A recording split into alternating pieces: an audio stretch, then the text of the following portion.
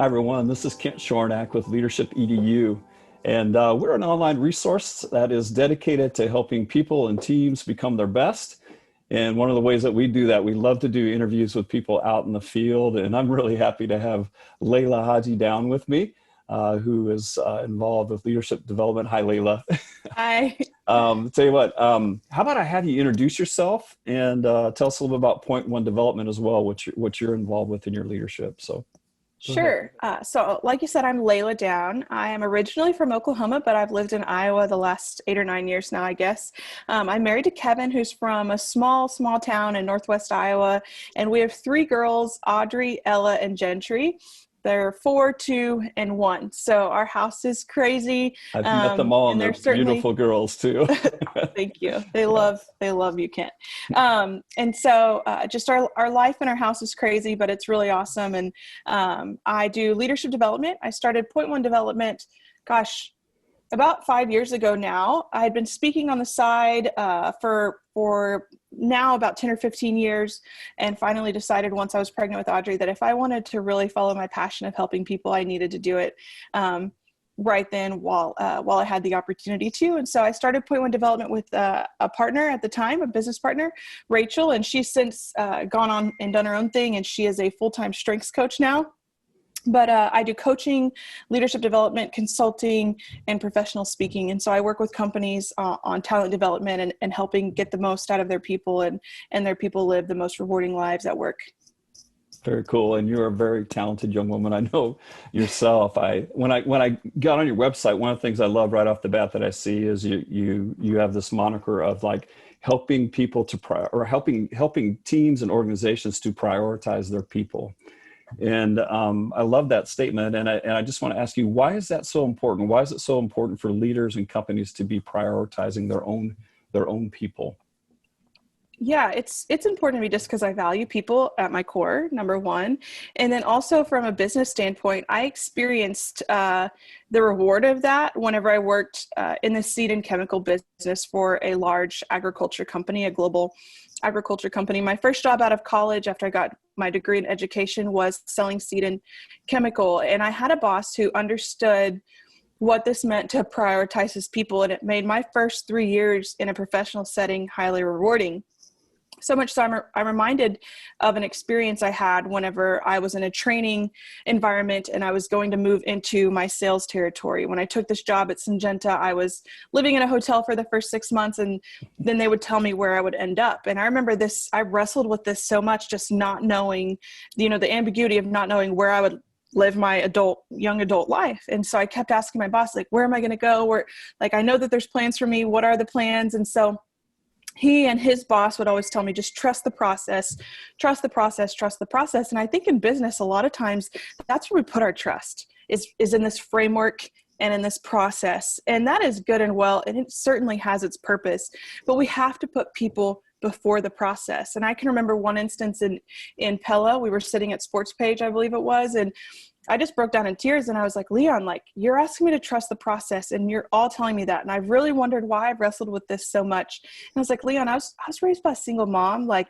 Very little of my life I spent trusting men. And so all these guys are telling me to trust the process. And I physically, I cannot do that. And here I am, early 20s, bawling in public, very almost embarrassed, because this is actually a town where one of my clients was out of. And my boss just sort of teared up right there with me and said, oh my gosh, I never considered that. And Leon, in that moment, chose to put me over the process, and he put people first. And he had a really authentic conversation with me and reassured me and gave me some insight into what was next as much as he was able to within right corporate frameworks.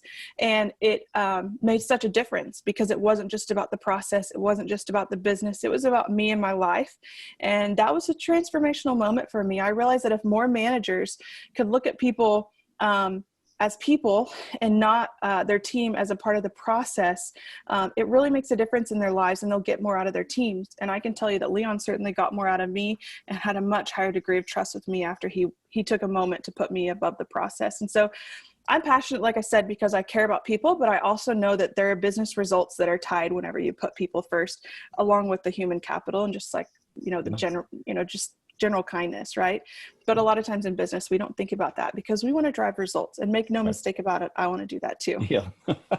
Well, what I like about how your angle on it too, Layla, is part of like prioritizing your people is knowing your people. Like Leon, once you had that moment, took time to go, wait a minute, oh, I need to know a little bit more about your story or your background. And you know, Totally. when you said I have a difficulty sometimes trusting the process, trusting men telling me that. And so Yeah. part of prioritizing your people is knowing them each individually, how they're different, and then figuring out how to respond to them. So, Totally.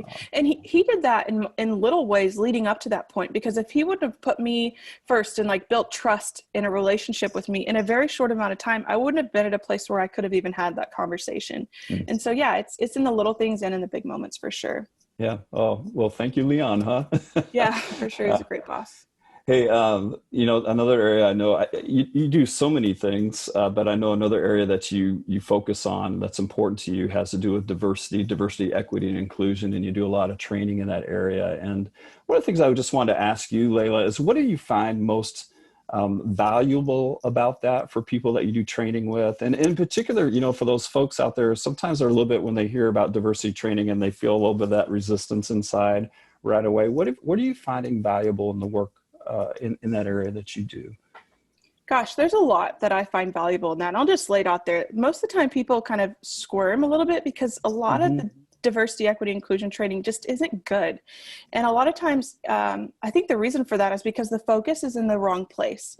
A lot of times it is about making all these other people who we usually don't identify with right off the bat feel welcome. And just in our human nature, like that is just hard to do. Even myself, like my dad is from Morocco, he's an immigrant. My mom looks white but also has like Native American blood. My brother is half black. Like I am like this cross section of the United Hmm. States, like very, very diverse background and experiences. Even I have bias that I am conscious about, but am unconscious about. I know the other night I went to a restaurant and had a moment of unconscious bias, and I had to like check myself, right? Like we all have bias. And so a lot of times whenever we go into diversity training, it's about other people, when in fact, more than anything, it's about ourselves and about growing as leaders and growing as people.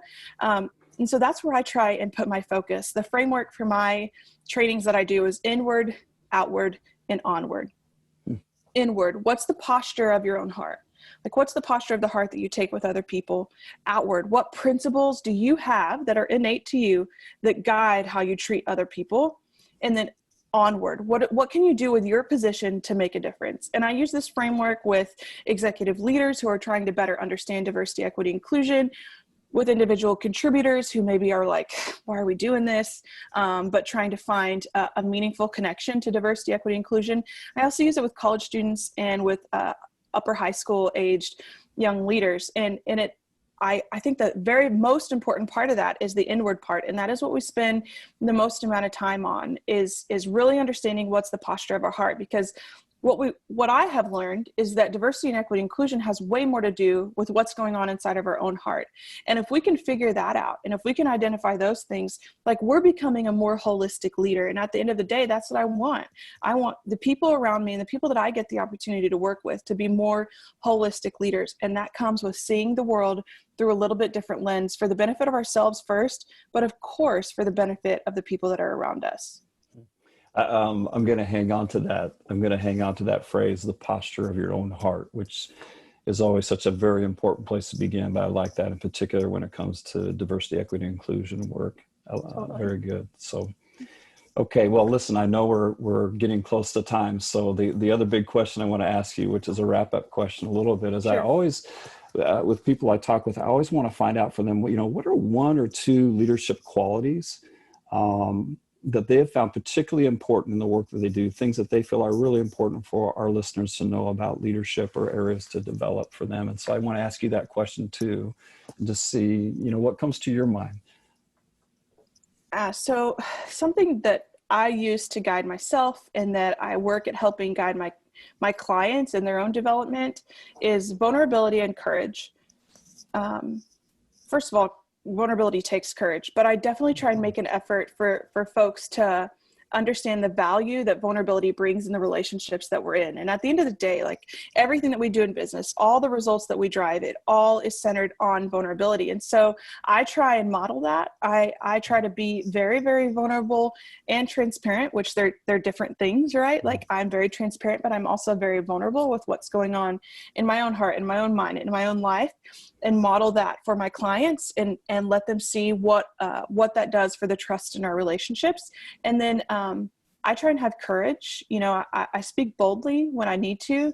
I also try and express restraint and understand that. I just think that courage is so missed a lot of times because we're afraid of what we might look like or what the result will be. And really, again, that's like almost putting process over people, like kind of the same connection there. And so I just try and be bold and have courage.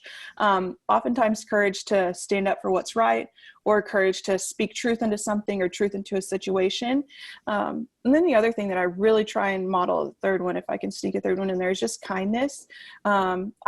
I make an effort to be kind, and sometimes it takes effort. Like sometimes we're just around people where it takes effort to be kind, but I make an effort to be there. But I always try and tell people, don't mistake my kindness for weakness, because it's definitely not a weak person, but I do make an effort to be a kind person. And so I just try and be vulnerable. I try and have courage, and I try and be kind to the people around me. And I try and encourage the folks that I work with to do that too. And sometimes that's hard in the workplace because there are pressures, there are demands on time, there are projects and deadlines. We forget those things when there's so much going on around the process, right? So those are the three things that I try and live out in my work. Very cool. And yes, you have permission to break my rule and add a third one. Okay, thanks. The thing I want to say to you, just knowing you again, Laila, what's fun for me when I hear those things is I can tell you that you embody those, and I've experienced you living out vulnerability, courage, and kindness. So you embody what you speak. So thank you so much for just spending a little bit of time with me and talking about leadership. It's great to see you, and thank you just for the insights that you provide. Laila, again, I want to encourage people to check out what Laila does from a leadership standpoint and Point One Development. If you're interested in interviews like this, I encourage you to check out our Facebook page at Leadership EDU. There's more people offering great insights just like Laila did today as well. So check that out for a resource. And again, thank you so much for your time, Laila. Thanks for having me, Ken. I appreciate it.